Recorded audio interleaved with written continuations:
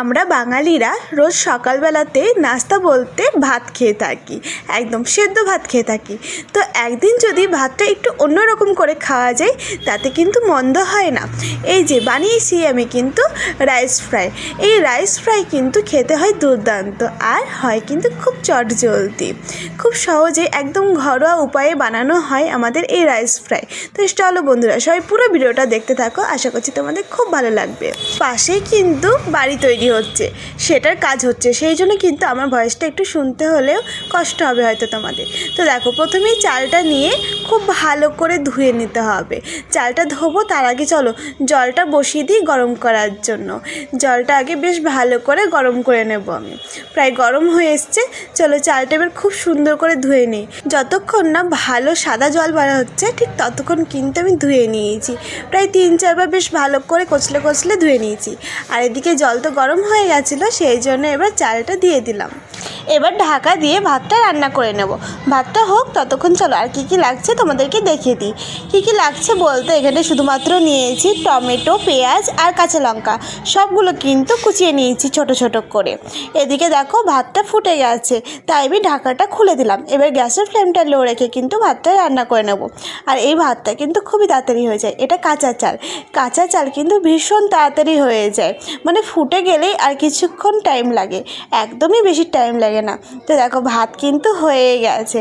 এবার খুব ভালো করে আমি ফ্যানটা ঝরিয়ে নেব। আমি এখানটা একবারে ভাতটা রান্না করে নিয়েছি, মানে দুপুরে যেটা খাওয়া হয়েছিল সেটাও কিন্তু আমি এখানেই বানিয়ে নিয়েছিলাম।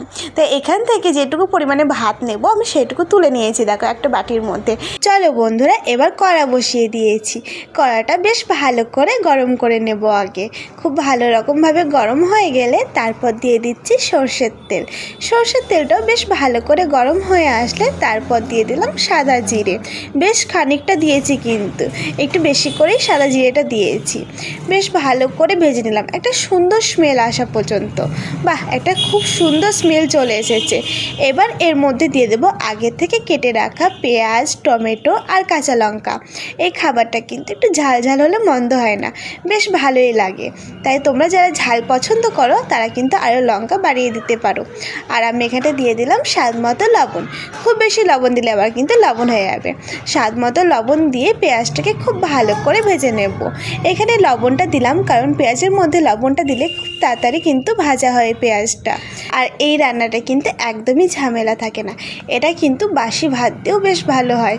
যখন আগে বাসি ভাত থাকতো আমার মা, দিদা ওনারা কিন্তু বানিয়ে দিতেন এই খাবারটা। তো দেখো দিয়ে দিলাম হলুদ, আর দিয়ে দিচ্ছি ধনে গুঁড়ো আর একটুখানি লঙ্কার গুঁড়ো। সেরকম বেশি কোনো মশলাই দেবো না। আর সামান্য পরিমাণে দিয়েছি আমি সবজি মশলা। ব্যাস এইটুকু শুকনো মশলা মানে গুঁড়ো মশলা দিয়ে খুব ভালো করে ভাজা ভাজা করে নেব। গ্যাসের ফ্লেমটা কিন্তু একদম স্লো রেখে ভাজা করে নিতে হবে, নইলে আবার পুড়ে যাবে। কারণ এখানটায় গুঁড়ো মশলা দেওয়া আছে, একটু জলের পরিমাণ নেই সেই জন্য। আর খুব ভালো করে নাড়াচাড়া দিয়ে নিতে হবে, লেগে গেলে কিন্তু একদমই ভালো লাগবে না, ওই স্মেলটা একদমই ভালো লাগে না। তো চলো, খুব সুন্দর করে কিন্তু ভাজা হয়ে গেছে। এবার দিয়ে দেব আগের থেকে তৈরি করে রাখা গরম ভাতটা। এটা কিন্তু ঠান্ডা ভাত দিয়েও খুব ভালো লাগে, ভীষণ ভালো হয় কিন্তু এই খাবারটা, খুব ঝটপটও হয় আর খেতে কিন্তু সত্যিই বন্ধুরা দুর্দান্ত হয়। এবার আর কি, এবার একটুখানি ভাতটাকে ভাজা ভাজা করে নিই, তাহলেই কিন্তু একদম কমপ্লিট হয়ে যাবে আমাদের এই রেসিপিটা। এই খাবারটা গ্যাসের ফ্লেমটা লো রেখে করলেই কিন্তু খুব ভালো হয়। এটা আমি একদম সিম্পলভাবে করেছি। তোমরা চাইলে কিন্তু এর মধ্যে ডিম অথবা অন্য কোনো সবজি বা বিনস মানে যা দেবে সেটা দিয়ে কিন্তু বানানো যায়।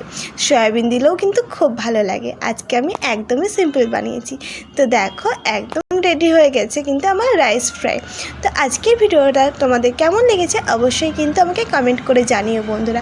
তোমাদের সুন্দর সুন্দর কমেন্ট কিন্তু আমাকে আরও উৎসাহ করে নতুন নতুন ভিডিও নিয়ে আসা। আর আমি যখনই ভয়েস দিচ্ছি না কেন পাশে দিয়ে এমন বাইক যাচ্ছে, এমন গাড়ি যাচ্ছে যে সেই আওয়াজটাই আসছে। আর যখন ভয়েস দিচ্ছি না তখন কোনো কিছুই যাচ্ছে না, কি একটা অবস্থা। তো এরকম ঘরোয়া রেসিপি পেতে হলে কিন্তু আমার চ্যানেলটাকে সাবস্ক্রাইব করে আমার পাশে থাকতে হবে বন্ধুরা। তো আজকের মতো এখানেই, ওকে বাই, টাটা বন্ধুরা।